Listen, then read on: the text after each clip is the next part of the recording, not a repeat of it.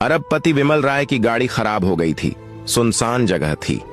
रात का समय था। गांव जाने वाली सिंगल रोड थी।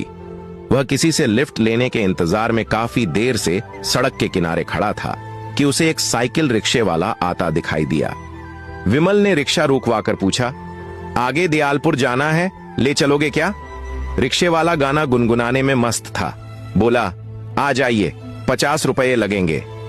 विमल रिक्शे में बैठता हुआ बोला, मैं तुझे 500 रुपये दूंगा, जरा जल्दी पहुंचा दो। गांव में मेरा एक कॉलेज का दोस्त रहता है, उसी के यहां जा रहा हूं। आज उसकी शादी की 25वीं सालगिरह है।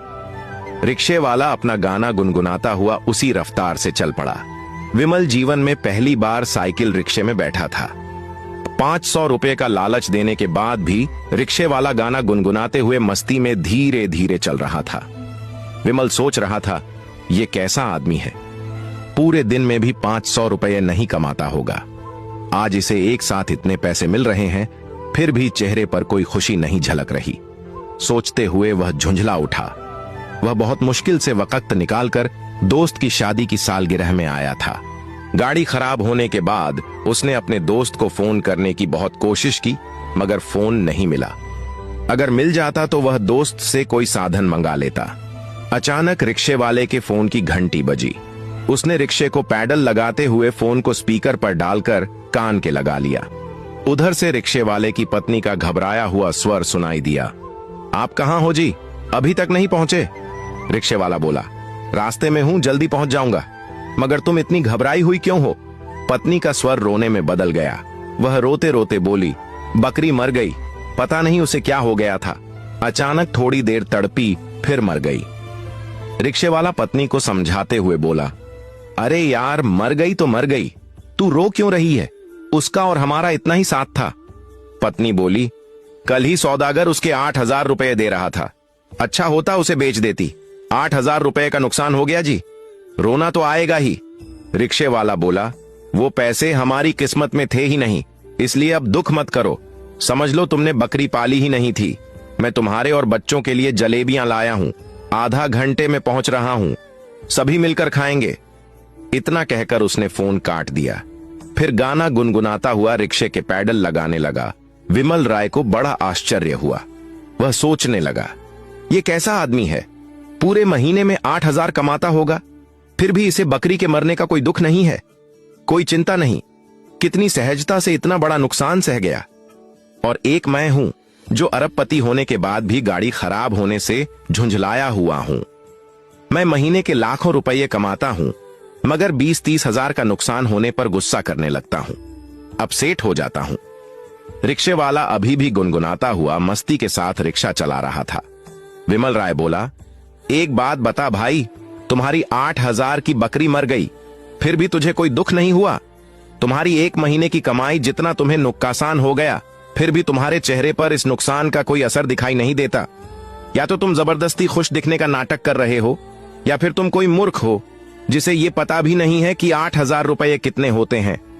रिक्शे वाला हंसते हुए बोला, एक बात बताइए साहब, क्या मेरे दुखी होने से बकरी फिर से जिंदा हो जाएगी? विमल राय बोला, नहीं। रिक्शे वाला बोला, जब दुखी होने से कोई फायदा नहीं हो रहा तो मैं दुखी क्यों होऊं? जिस चीज से मेरा सुख चैन छिन जाए, मैं ऐसी सोच क्यों रखूं? विमल राय बोला, दुखी होना इंसान के वश में थोड़े है, दुख तो अपने आप दिल में उपजता है। रिक्शे वाला बोला, गलत बोल रहे हो साहब, दुख अपने आप दिल में नहीं उपजता, यह तो इंसान की सोच के अनुसार दिल में पैदा होता है। अगर कोई भी नुकसान हो जाए, उस समय इंसान ये सोच ले कि जो गया वो मेरा था ही नहीं, मेरा वही है जो बच गया। उसके बाद दुख तो क्या, चेहरे पर उदासी भी नहीं झलकेगी। मैं ऐसी ही सोच रखता हुआ साहब, जो चल रहा है उसके मजे लो, जो गुजर गया उसमें से अच्छे वक्त को याद रखो और बुरे पलों को तुरंत भूल जाओ। विमल राय काफी देर तक उस अनपढ़ रिक्शे वाले की पीठ को ताकता रहा। उसे विश्वास ही नहीं हो रहा था कि एक जाहिल सा दिखने वाला गरीब आदमी इतनी बड़ी सोच का मालिक हो सकता है। वह बोला, चलो मान लिया तुम्हें दुख नहीं होता, मगर अपने बच्चों के लिए कुछ करने की चिंता तो होती होगी। उनके लिए क्या छोड़कर जाओगे, ये रिक्शा या फिर वही गरीबी जिसमें तुम और तुम्हारी पत्नी जी रहे हैं? रिक्शे वाला बोला, मेरे बच्चे पढ़ाई में काफी होशियार हैं, अगर उनमें जिगरा होगा तो अपने दम पर अपना मुकाम बना लेंगे। मैं सिर्फ उनके लिए ये अपनी सोच छोड़कर जाऊंगा कि किसी भी नुकसान का शोक मत मनाना। बाकी औलाद के लिए कितना भी छोड़ दो, उन्हें कम ही लगता है। अपनी तो पक्षी जैसी सोच है साहब। बच्चों को पाल पोस कर बड़ा कर दो। अगर उनमें दम होगा तो अपना घोंसला खुद बना लेंगे। बाकी उनकी किस्मत। मैं रिक्शा चलाता हूं, मगर मैं हर पल को खुलकर जीता हूं। जो मेरे पास है उसका आनंद उठाता हूं, जो मेरे पास नहीं है उसकी लालसा नहीं रखता। इतना कहकर वह फिर से गुनगुनाने लगा। विमल राय सन्नाटे में था। वह 50 साल का हो चुका था। पैसे कमाने में सारी जवानी निकल गई थी। इन 50 सालों में एक दिन भी ऐसा नहीं गुजरा था जो उसने खुद के लिए जिया हो। विमल राय सोच रहा था, मैंने पैसे कमाकर इकट्ठे करने के चक्कर में जिंदगी गुजारी है, जिंदगी को जिया तो बिल्कुल भी नहीं। दयालपुर आ गया था। रिक्शे वाला बोला, साहब कहां उतरोगे? विमल राय ने दोस्त के घर का पता बताया। फिर ज्यों ही उस पते पर पहुंचा, रिक्शे से नीचे उतरकर वापस मुड़ा और रिक्शे वाले के पैरों में झुक गया। रिक्शे वाला उछल पड़ा, बोला, ये क्या कर रहे हो साहब? मुझ गरीब के पैर क्यों पकड़ रहे हो? मैं बहुत छोटा आदमी हूं। विमल राय बोला, तुम छोटे आदमी नहीं हो भाई।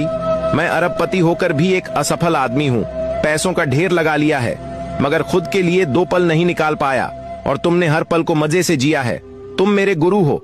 आज से मैं भी हर पल को खुशी के साथ जीना शुरू करूंगा। फिर विमल राय ने अपनी जेब में हाथ डाला और 500 रुपये के नोटों की एक गड्डी निकालकर उसे देता हुआ बोला, ये एडवांस रखो और कल सुबह यहां आ जाना। मैं तुम्हें 1 लाख रुपये महीने की नौकरी दे रहा हूं।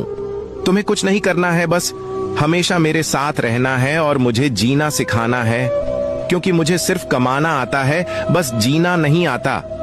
रिक्शे वाला बोला, क्यों मजाक कर रहे हो साहब? मैं अनपढ़ जाहिल आदमी आपको क्या सिखाऊंगा? विमल राय बोला, तुम अनपढ़ जाहिल नहीं हो, तुम तो मेरे गुरु हो। तुम्हारे पास वो विद्या है जो किसी के पास नहीं है। यहाँ हर आदमी 7 पीढ़ियों के लिए धन इकट्ठा करने में लगा है, मगर जीना किसी को नहीं आता। तुम्हारी विद्या बहुत कीमती है गुरुजी। तुम मुझे अपने सानिध्य में ले लो। मैं तुम्हें मुंबई में रहने के लिए घर दूंगा। तुम्हारे बच्चों की पढ़ाई के लिए सारा खर्च दूंगा। तुम्हारी हर बात मानूंगा। प्लीज मना मत करना। रिक्शे वाला भाव विभोर हो गया। उसने पैसे लेकर जेब में डाले और ईश्वर को धन्यवाद देता हुआ अपने घर को चल पड़ा। उसके जीवन जीने की शैली ही आज उसकी समृद्धि की वजह बन चुकी थी।